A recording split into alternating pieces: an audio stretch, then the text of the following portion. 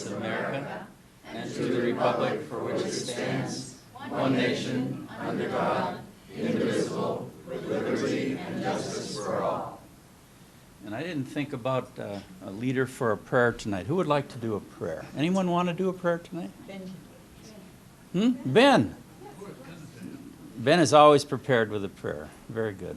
Thank you. Lord, Adonai, we are grateful for being able to join again with our fellow and sister Rotarians to plan our continuing work to help those in need in Scituate, Marshfield, and around the world.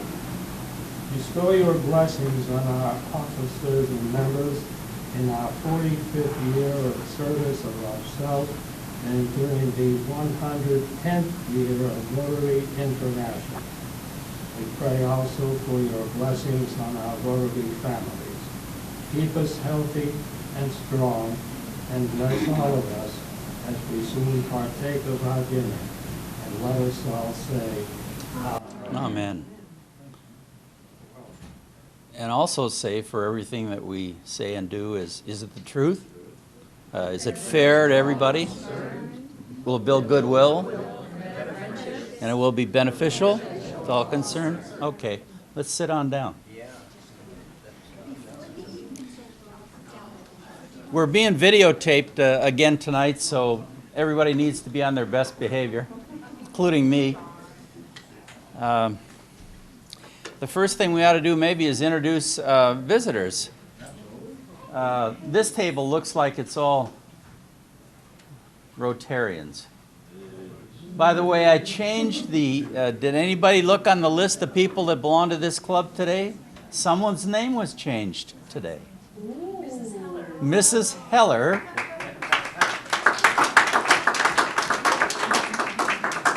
Joined the crowd as Mrs. Heller. Very good. Where's Walter? Well, he's right next to you there. He's behind Bernie. I just want to be clear as to where the husbands are. Okay. On this table, okay, we have a lot of guests tonight. So let's see. We have Beverly as a guest.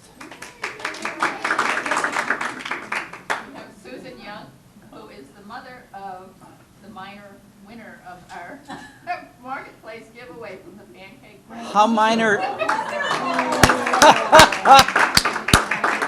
daughter Caroline had the winning ticket. How old is Caroline? 12. Oh, she should have come to dinner. Super. That's great. Congratulations. Very, very excited. Is that? Yes. Yeah, because it's food, though. Because you're going to have to buy everything she wants. Yes, exactly. And Caroline thinks that one day she will have her own Food Network program. Really? Because of this, or just because of? A better recipient. You mean she was thinking about this anyhow? Yes. Really? Oh. Watch out. Okay, that's all we got at this table. Over here we got the Boers. Yes. Yeah. And they're here to sell their house and jewelry. They have some jewelry over here.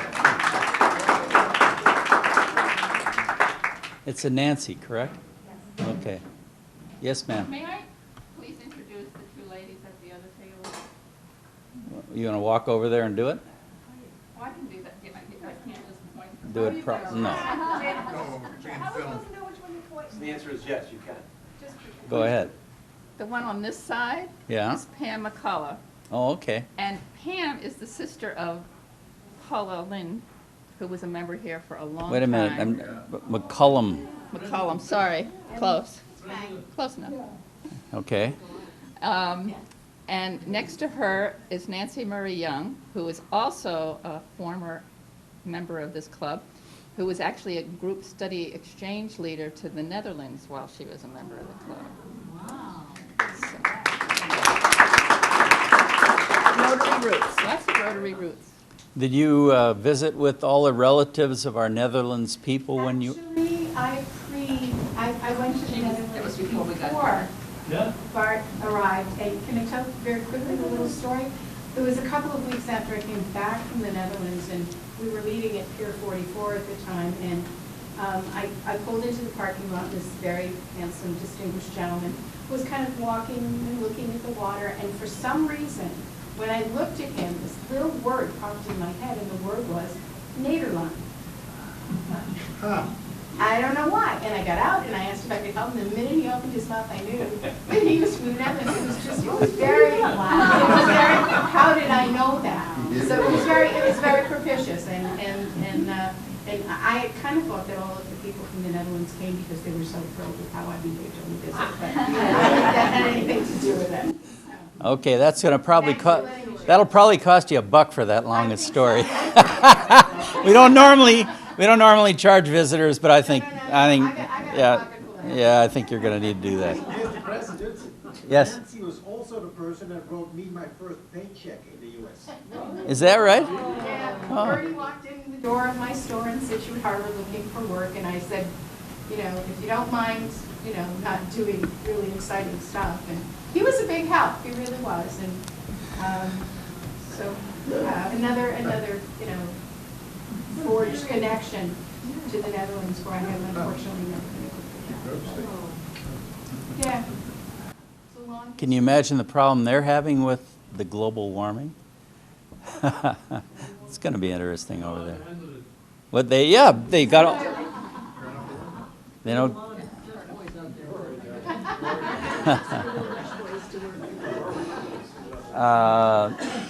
Madam Secretary, is there anything that came through the mail or anything you need to talk about tonight? There really isn't. I have the report if you want it.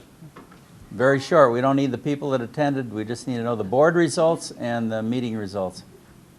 Okay, we can just say that all is set for the Boys and Girls Club of Marshfield for the trip to Providence Ruins. Next Friday, the 18th, members are sponsoring angel tickets to the game for the students. Scituate Rotary Club members who travel to Providence will have the opportunity to have dinner together before the game, probably somewhere at Federal Hill. Because of the timing of this event and to encourage Scituate Rotary Club members to attend, there will be no regular Wednesday night meeting on the 16th. That's next week.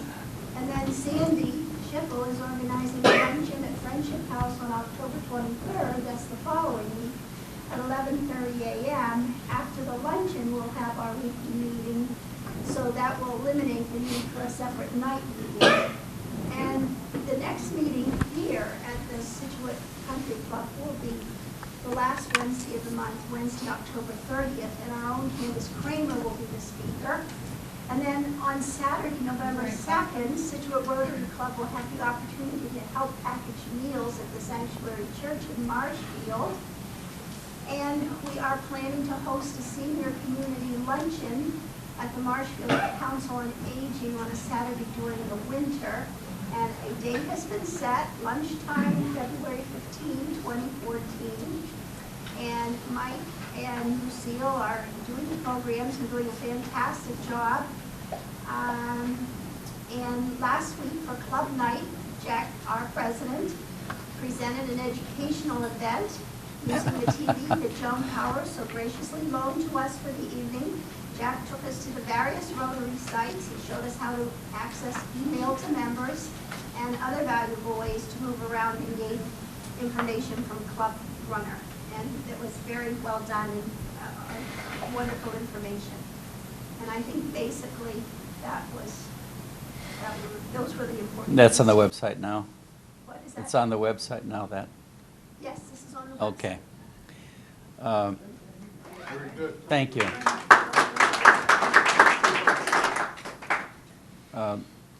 Maureen soundly castigated me. That's a big word. I learned that at the Dartmouth College. For being late for supper the last couple weeks. She gave me a sign tonight, and I'm ready for supper. So guests and friends of the club always lead. I think probably maybe the speakers, because guess what? You got to talk before you. we won't get dessert. You might not be able to finish. So why don't you start, please, ladies, and everyone, and all the other guests, please get right in line behind them, and then You know, we didn't mention Connie. We didn't mention you as a guest to be here. You snuck under the radar.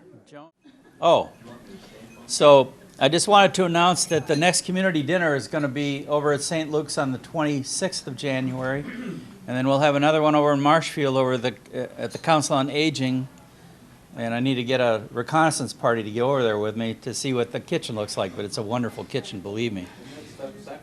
That's on the 15th of February. That's a lunch. That's a Saturday lunch? It's a Saturday lunch. That's correct. Okay. Lucille or Sue, do you want to talk a little bit about this club success seminar you went to over in... I'll just give a few highlights, and maybe Sue can fill in what I'll make it very brief.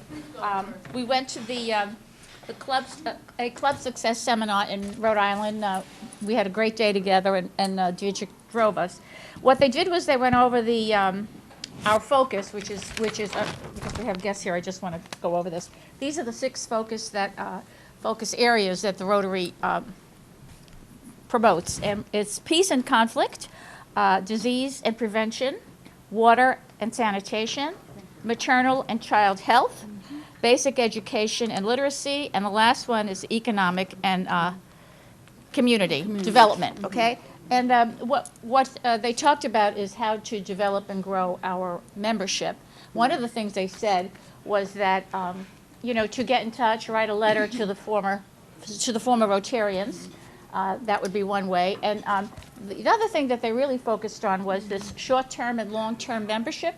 And this is going to take a while to explain, but the object of it really is that some people can't make that weekly meeting. I know when I was asked to join when I worked in Weymouth, I just said, you come every week, but now here I come every week because I love it. But anyway, they want us to focus with either, you know, corporations and not-profit, and if they're doing a project and we do one with them, maybe a representative from that group can come to 1 or 2 meetings, not, you know, 4 out of 5, that type of thing. But there was someone sitting next to me, and she said, "Oh, I think it's going to water down the group." And I said, "It can't. It can only enhance our group because look at the area that we're reaching out to." Yeah. So that was that. So there's a lot more, but I don't want to take up all your time. Sue, you have something to add? Just that I learned that to saturate the community, promote, take old Rotarian magazines, hand them out to people. That was a good one. Leave them around. Postcards, send them to people. And the future, I guess, is e-clubs and satellite, Yes. as you mentioned. And it was very, very interesting and very Good. educational. I appreciate you going. It was good. It was very interesting. We picked these people because we were supposed to pick people that had a future in the club as far as leadership, and I think we did a good job of that. So. I didn't know that, Jack. Yeah. Okay, so Friendship House. Do we want to talk about that a little bit? Yes, just make sure that you mark your calendar for October 23rd. Lunch is 11:30 meeting time there so that we can have a chance to go through and see the Friendship Home through the eyes of the students that are there. And then after lunch, we have our meeting and a nice meeting of, I just want to show of hands of about how many people can make a 11:30 meeting. So 1, 2, 6, 7. JD, can any of you make this meeting on the 23rd? It's a luncheon? No. Okay. So, and you see I'm 9, okay, so then that kind of would beg me to say, bring a friend, because it's a donation for the luncheon. So bring a friend and come and everything be successful. Send a blast email to everybody, So very good. Okay, I just wanted to get an idea, because I know lunch is not an easy thing, but that's what they do. They serve lunch. That's when they can do it. Train their students. So we'll be looking forward to at least 10 to 15 minutes. It's a very nice, it's how you do things when you're well-funded. They have some really good funding. So they're not going to be looking for that. They're looking for relationships, okay? So please, if you're afraid of going because they're going to be looking for money, that's not what this is about. This is about making a connection with these people. And once again, they're connecting with the people that are helping people in the community that need it. And so we've hit 3 or 4 of those situations this year. We seem to be heading toward an autism type of connection, and I'm even watching The Daily Show the other night, and this guy comes on and he's written a book because this Japanese kid has written a book on why I jump, and he talks about autism. And he can write it, but he can't talk it. And it's a fantastic book.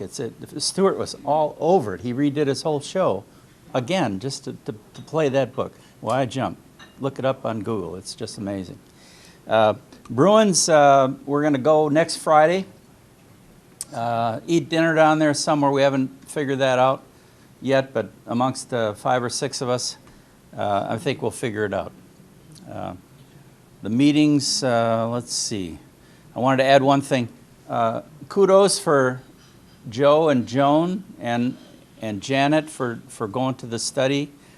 We got both of our district matching grants approved. So we have to pay for them up front and then ask for the money after we complete it, but there's a procedure for that, and I think that'll work great. We're clearing the playground over at the school that's named after Joe's son, so they can put some playground equipment in there that's been donated by others. And we got money for 4 of these community meals, which really helps because they're expensive and it just helps us pay for them. And it comes from money we already donated 3 years ago, so it's a good system. Let's see. Okay, I got that. Membership, I want to keep mentioning it because we just need more people that are coming in to run with projects. We'd like to get people that formerly were Rotarians, honestly, and I'd like to encourage you to do that. I think you'd find a lot of fun going on here. Public relations, I've mentioned to Joan and others that it's important for us to get out into the community and do things with other community organizations. And the next one, I think, is, other than the Friendship House, is packaging meals on November 2nd over at Sanctuary, which is a Saturday. I'm going to go over there. We're going to give them $500, and they're going to give us at least that amount of food to package. And then we'll eat a little lunch or something before or afterward. But that's on November 2nd, so that's coming right up. We're going to try and get some interactive. Yeah, and we'll get high school kids. The Sanctuary Church is, if you head to Marshfield on 1 and hit 139 off of 3A, turn right, and then it's almost an immediate left into Sanctuary. You can't miss it. It's right there. It's on the left. It's across from that little park that's there. Well, there's still a synagogue in there, I think. That's, I think you got to set aside between noon and 3. The details aren't firm yet, but it's a midday thing on Saturday. I have 3 tickets for Jamie. Does anybody see Jamie from week to week? I could just mail them to him, but if someone can take the tickets to him. Okay, I'll mail them to him. He called me and he says he's ready to go with the two big grills. Anytime we want to fire them up and try them out. Well, I mean, I can swing by and just drop in his mailbox if you want. Can you? I don't know even. I don't know where his home is. He's got 3 tickets. That's on the website. Yeah, you're right. Well, but the address is on their website. You're assuming that someone from Marshfield knows the streets in Scituate and by number. Okay, happy sad bucks. We've got time to do some happy sad bucks. You have to do a presentation. Oh, we have a I don't need to do a presentation. Janet has a presentation. We had a raffle over Heritage Days where we have awarded some money because they won this raffle to people in the community. So there's a fun little story that goes with this. And Janet, can you tell the story, or do you at least introduce the winner or the winner's mother? So I was away for pancake breakfast, which is not forgivable, but that's how it was. I was away.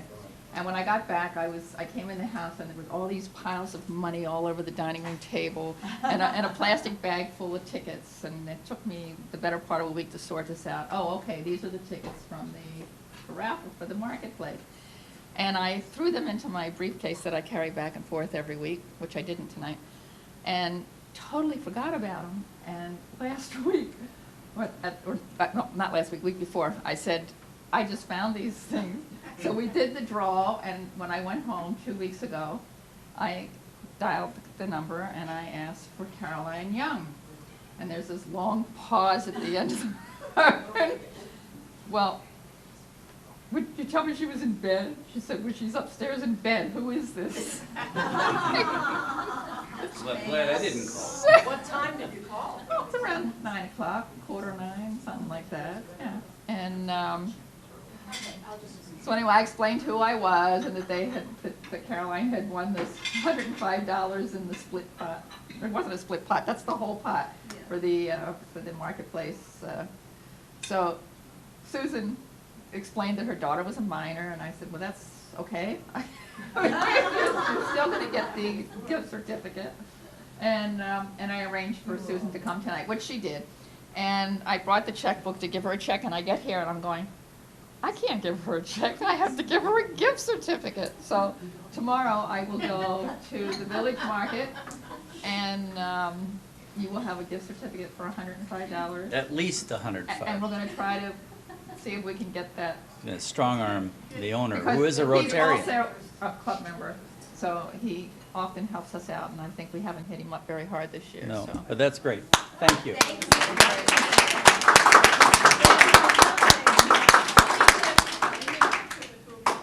Good job. Oh, goodness. I wasn't even there. With Jack That's as all who right. was, Jack was the president. Yeah, Jack. we're up there with Jack and Joan has to have her picture. The camera doesn't break. That's great.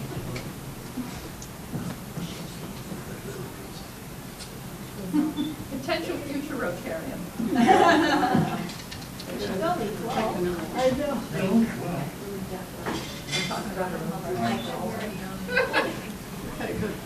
Thank you. Thank you very You much. want to say anything? Nothing other than thank you very much. Okay. My daughter would say a lot, probably. Well, the backstory, as they would say on the, who's the Chicago guy that had this page 2? The backstory here is her daughter wants to become a food channel person. And so I expect that her daughter's going to drag her through this grocery store and buy every single thing that she wants to buy. So that's good. I'm glad someone's enjoyed this. Last year we gave it to a guy and he gave the money to everybody he ran into. He had no money of his own at all. Veteran. Yeah. Yeah. So there's always a good story there. Paper Christmas trees, JD and I are working it. We took an inventory. I'm going to order them now. I'm going to kind of go AWOL about the middle of November, so I'm coming back just before the Christmas party, the 4th. Coming back the day before from Sedona, if the airplane doesn't break. But I guess the point, we're having Thanksgiving with our boys. So we should be all set to go. We need to kind of crank up the game and do a good job with this because we're spending money. We got to make it, you know. We got to go out there and really support this. And it's we get kids out there. We'll get the kids from Marshfield are going to do it again. The kids from Project Reach that teach. We'll get people from the Boys and Girls Club. We'll get people from what's the other little Sowing Seeds. Sowing Seeds over in Marshfield. We'll give money to them. We got the 2 parties out of the way, so I think we're ready for the Cliff House. Okay, well, while you folks are setting up, I just want to say, as far as membership and publicity is concerned, that's something that certainly I remember from my days with this Rotary Club. And I will tell you that one of the best things you can do is let the community know everything that you are doing. And I will stand here and promise you right now that you can be assured that anything that this club is doing will appear in the Scituate Around Town column that I write, as long as I have the information in a timely manner. That's just something that I'm committed to doing. So you let me know what you're doing within 2 weeks or so. I'll make sure you get publicity for that, at least in my column, okay? So, least I can do. Least I can do, because I'm not a Rotarian anymore, but I think you're always a Rotarian in your heart, and you never really leave, and I really believe in what Rotary stands for and what Rotary does. So our usual presentation is about an hour. So we're not gonna do that. We are very, very pleased to have the opportunity to speak with you, and I want to ask, how many people in this room remember the Cliff Hotel? Anything about it at all? Okay. How many people remember that it burned down? And how many people remember anything about it before it burned down? Okay. This is the reason that Pam and I wrote this book, is because the Cliff Hotel, Pam, you want to, are we ready? We're still, okay. Okay, just punt. All right. Well, the Cliff Hotel was the last really grand hotel in Scituate. It may have been the only really grand hotel in Scituate, but it was one of many up and down the seacoast. If you don't know where it was, if you go to Minot, if you go down Gannett Road, take a left onto Glades, and you get about halfway down that first grouping of beautiful big homes. There's a little street off to the left, obviously, not to the right. There it is. That is called Cliff Estates, and it's a cul-de-sac with about half a dozen homes. And that was the property for the Cliff Hotel. That's where the hotel stood. And it stood there for 75 years before it burned down. Instead of doing my regular presentation, what I'm going to do is I'm going to have Pam just go through the slides, and I'll talk a little bit about them without all of the... So if you want to go ahead. That's a view of the hotel. That is the cover, and it also is a picture of the hotel, probably when it absolutely looked its best. It may be 1950s, 60s. All right, in 1899, a woman named Mary Cushing, who had been a visitor to Scituate beaches, and her husband bought a piece of property, and they hired a builder from Cohasset to construct the Cliff House. That's what it was called originally, and many people called it the Cliff House through its whole life. And they owned and operated, that's obviously the picture up on the right. They owned and operated the Cliff House until 1904, when they had financial issues and could no longer run it. At that time, it was taken over, I believe, by the people who held the mortgage, and was managed by a company called R.M. Morse until 1915. At that time, a gentleman named Herbert Summers came and stayed in Scituate at a guest house not too far away in Minot. Wound up marrying the guest house owner's daughter and taking a great interest in being a hotelier. He went to work at the Hotel Thorndike in Boston. And in 1911, he took over the management of the Charles Gate Hotel in Boston, which he bought, and then went on to buy the Cliff Hotel. And he owned the Cliff Hotel until 1942. He passed away in 1937, and his family continued to operate it. I want to hold that there, Pam. Mr. Summers was a civic leader in the community. He was a selectman. He was an assessor. He was an overseer of the poor, and he was on the advisory board.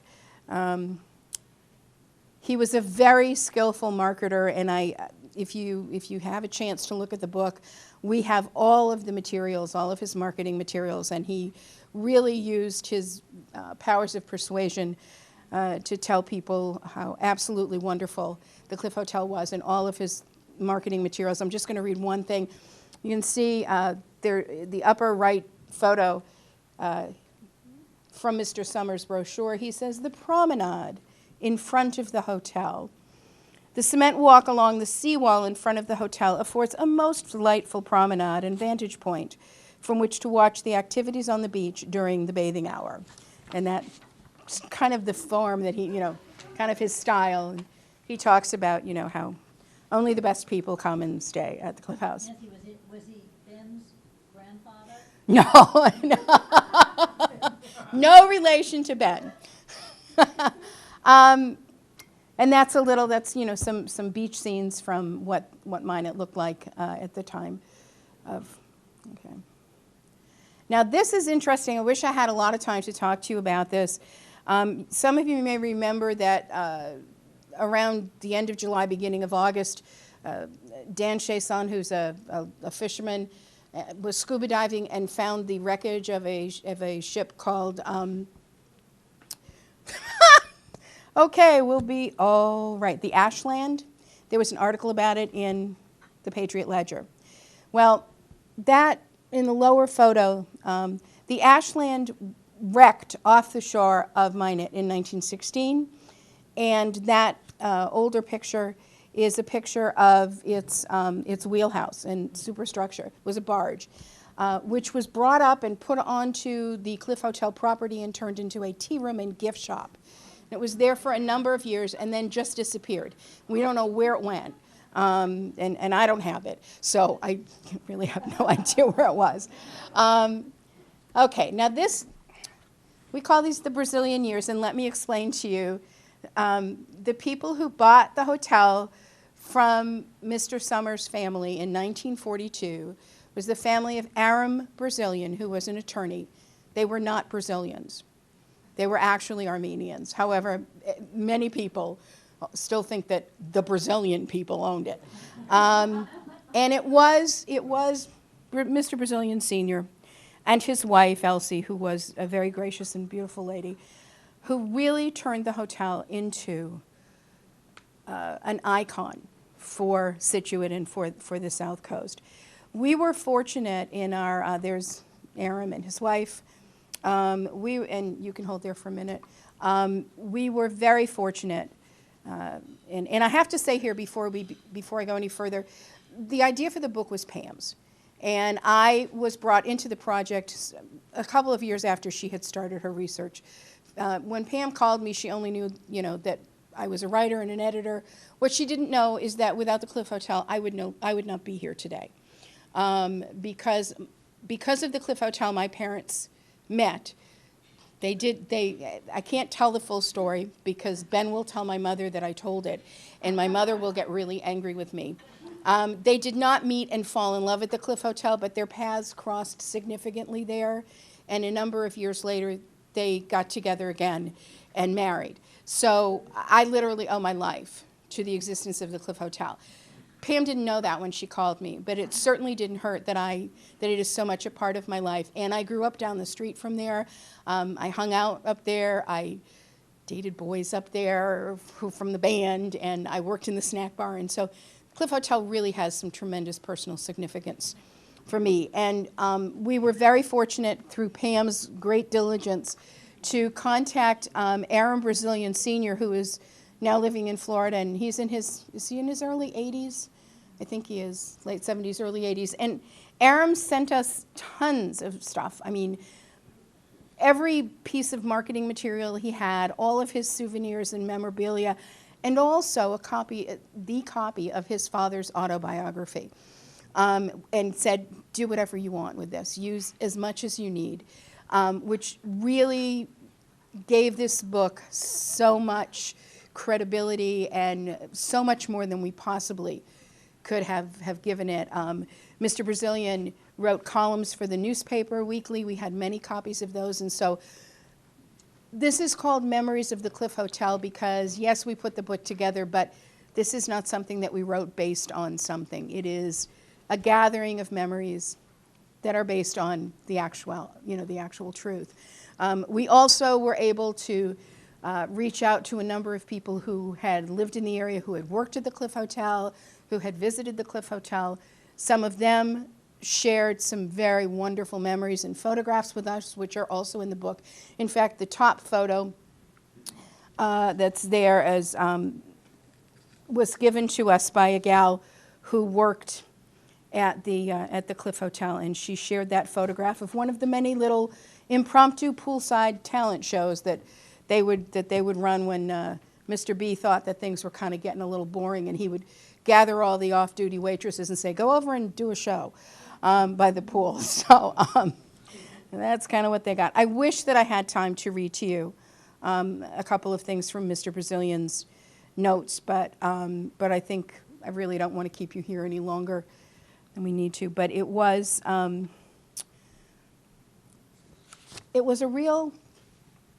really important place in Scituate in terms of its history and what it gave to the town in terms of economics. It employed many people. That was the Cliff Hotel's famous all-you-can-eat Sunday buffet, which right through the 60s was $3.50 and contained no fewer than 57 items, including lobster tails and steamship roast beef. Can you imagine doing that here now or ever? Also, did we show any pictures of the Bamboo Lounge? Is that next? Oh, okay. So I love this. This is one of the ads from the paper, the Cherry Brothers. Cliff Hotel had a fabulous bar/lounge called the Brazilian Bamboo Lounge, and they were well known. Throughout the summer, there was live music in the Bamboo Lounge almost every night. In fact, my father played in one of the orchestras that was there in the very early years of the Brazilians' reign. And the Cherry Brothers were really, really popular, brought a lot of people in. People came from all over the place. And so that's the ad for the Cherry Brothers. Here's the lounge. This is the famous Brazilian Bamboo Lounge. Lots of regulars were there all the time, and every time Pam and I go out and set up somewhere, as we did last weekend in North Scituate, people come by and they go, yeah, I used my fake ID there for the first time at the Brazilian Lounge.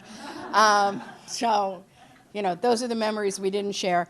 But it was at the time considered extraordinarily elegant and served a very lovely drink. Now this is where the Cliff Hotel really began to gather its fame. I think many of you will remember the South Shore Music Circus in Cohasset in its early days was a true theater in the round.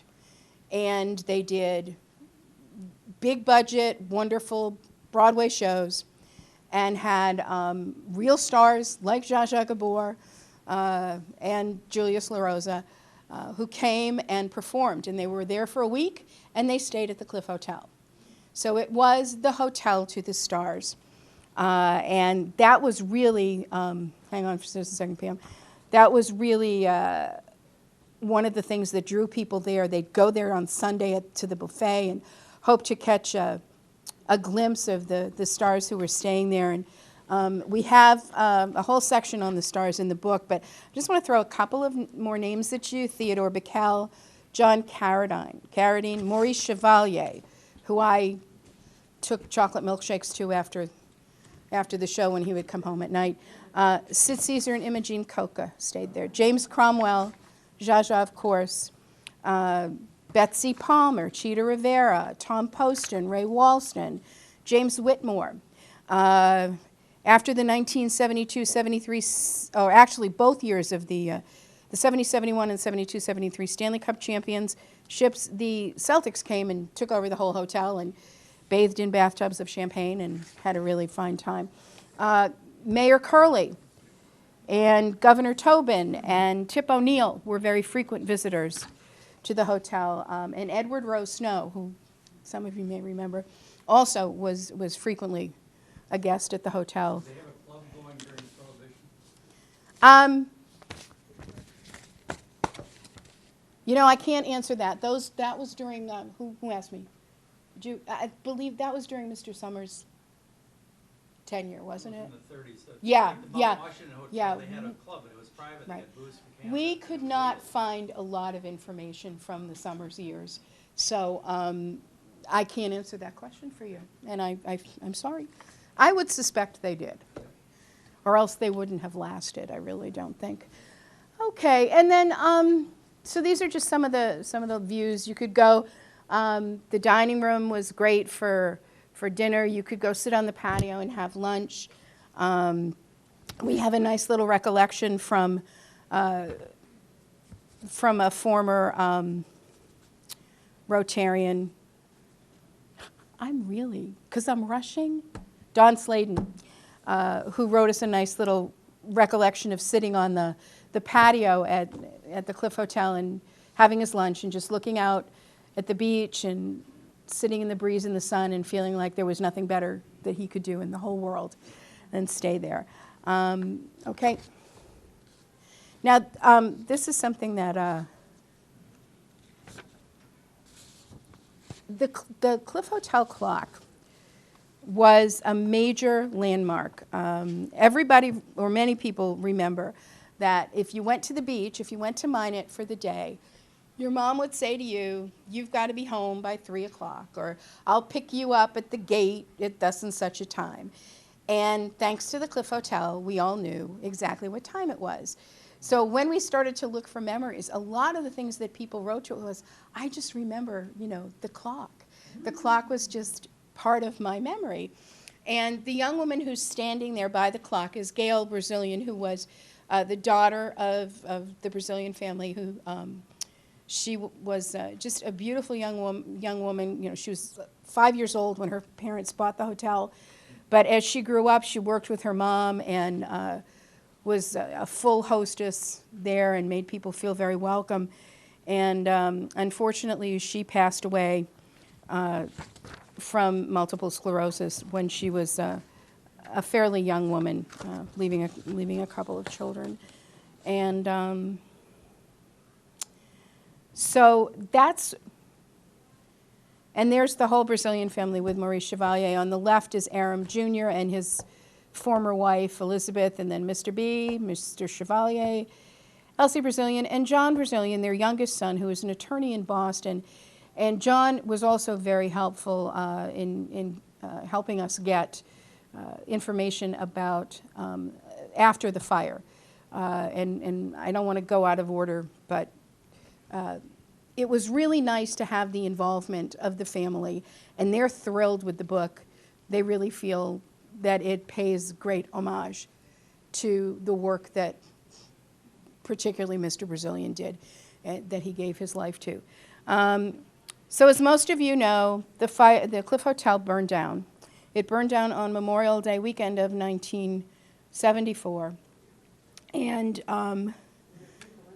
no, there were some staff on the grounds in a separate building, but there were several wedding receptions that were planned there, and the hotel was fully booked for the following weekend. And yes, I'll get to that. Yeah, I will. But I just want to know, do I have time to read to you just a little bit from the fire department logs? What I'd like to do is give people an opportunity. If they'd like to leave, they can leave. And we'll just consider this the end of the official meeting. Okay. And we can receive maybe another 15 minutes. Yeah, I can roll it as Is that all right with everybody? Yeah.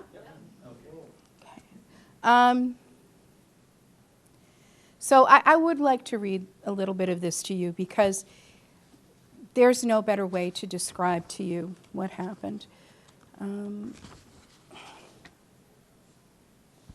Okay.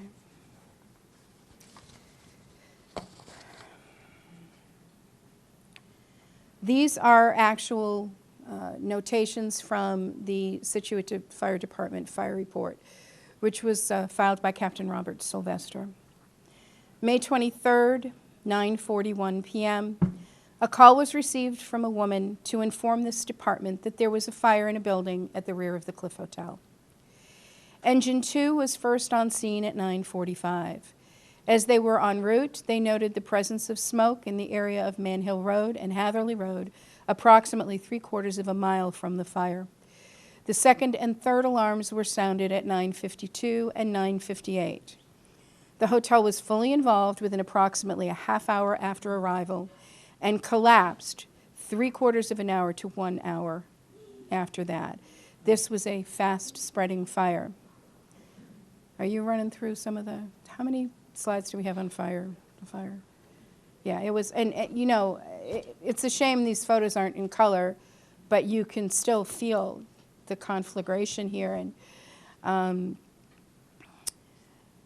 when asked how much fire did you have, Deputy Fire Chief Charlie Curran replied, "We had plenty of fire for everybody." Firefighters from Scituate were supported by colleagues and equipment from Cohasset, Hingham, Marshfield, Norwell, Hanover, Hull, and Weymouth. A detail remained at the scene until 8:37 the following morning, May 24th, when the fire was officially declared out. Here is the evidence of the arson. According to Walter M. Stewart, acting fire chief and father of the new police chief, 250 firemen worked to get the blaze under control. The cause of the fire is listed as undetermined. That was on that report. However, it was discovered during the investigation that the sprinkler system had been shut off.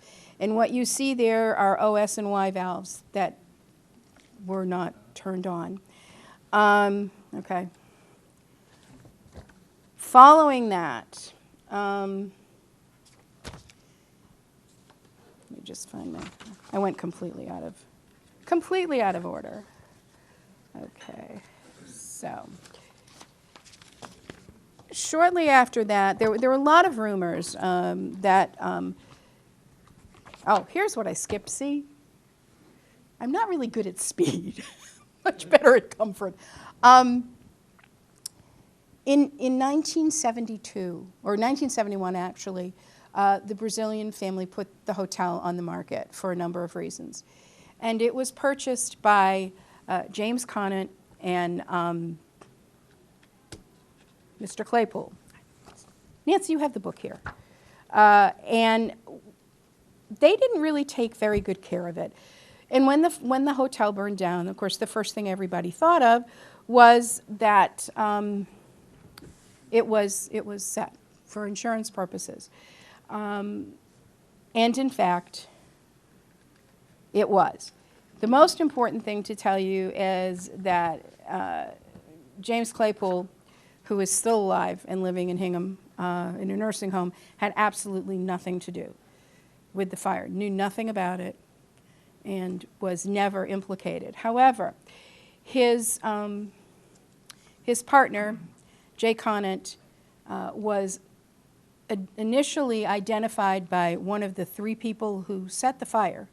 They were caught. He was implicated as the person who hired them. And later this person who implicated him recanted his testimony. We think he was probably threatened in jail. So there were never any charges filed against the owners. However, there were three men who had been hired, three guys from Boston, who were supposedly taken to the Cliff Hotel by Jay Conant, shown where they could shut off the sprinklers, showed where to, points at which to set the fire.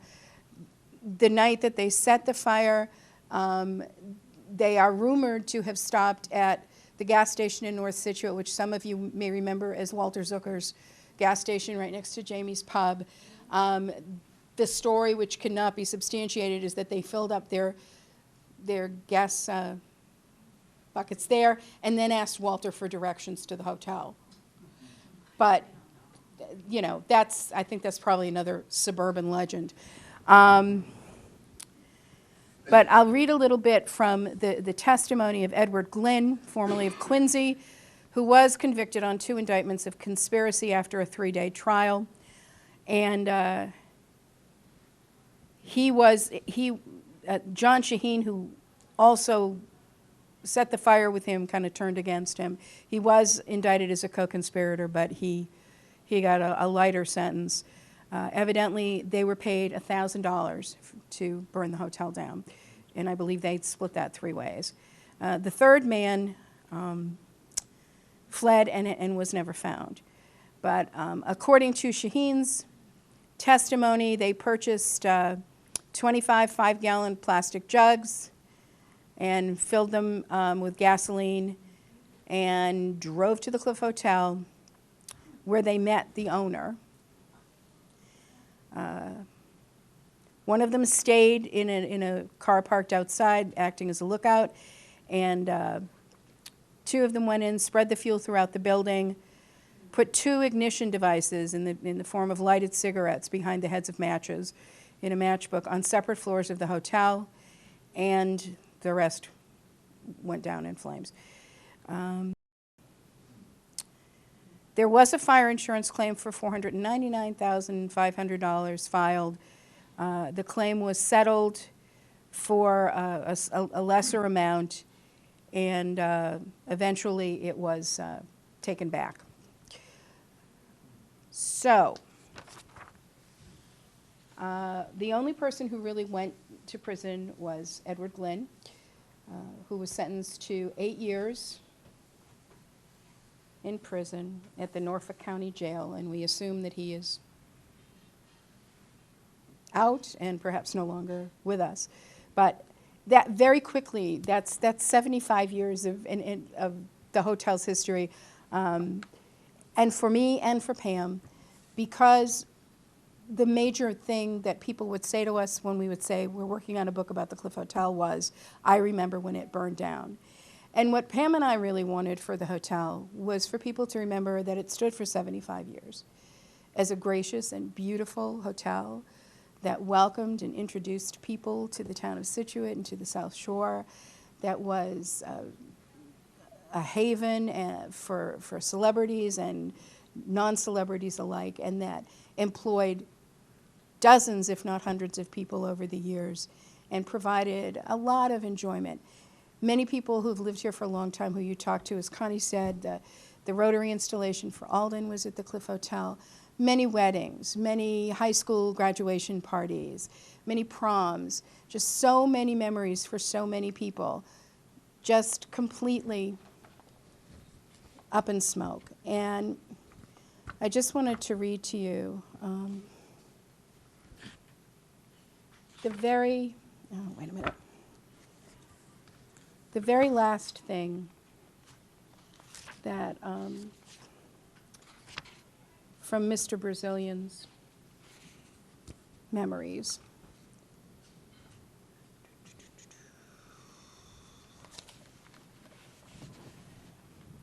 This was from Mr. Brazilian's autobiography.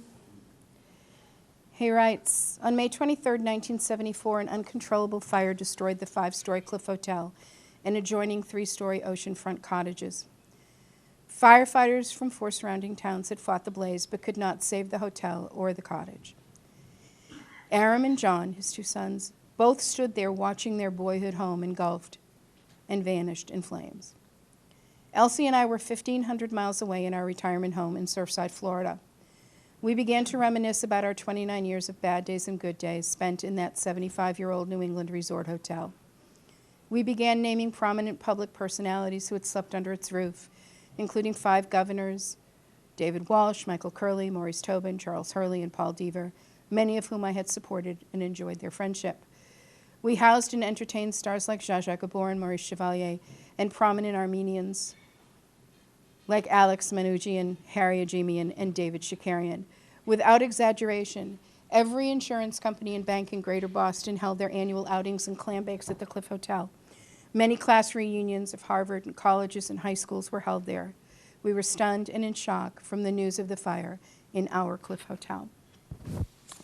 And it was a very, for those of us who grew up in the area, it was a tremendous shock.